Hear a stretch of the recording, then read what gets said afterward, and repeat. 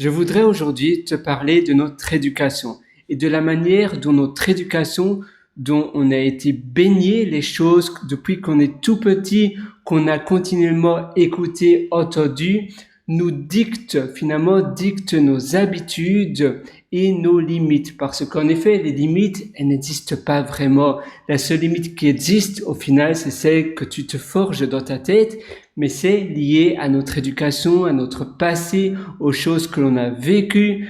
C'est lié évidemment aux mentalités également, aux religions et autres. Et il faut être conscient de cela parce que tu vas ainsi pouvoir être conscient des points forts que tu as et des points faibles. Parce que notre éducation nous a baignés depuis qu'on est tout petit et après c'est tellement dur de sortir du moule. On le voit quand on va dans d'autres pays. Quand on migre, ça veut dire, mettons moi par exemple, je vais déménager dans un autre pays, habiter dans un autre pays. Je suis expat par exemple, eh bien c'est dur pour moi de changer complètement les codes et ma culture parce que c'est imprégné en moi.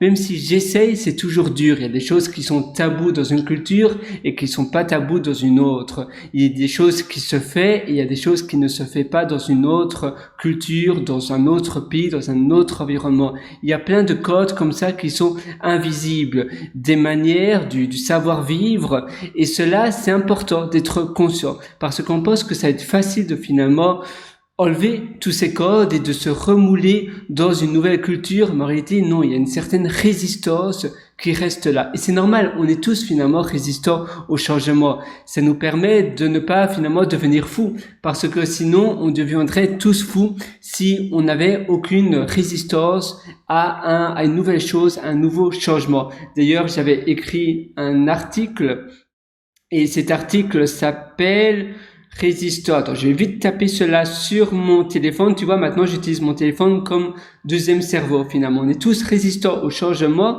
parce que ça nous permet d'avoir une notion de l'approximation du réel. En effet, c'est ce qui nous permet de ne pas être fous. C'est finalement un agent de stabilité.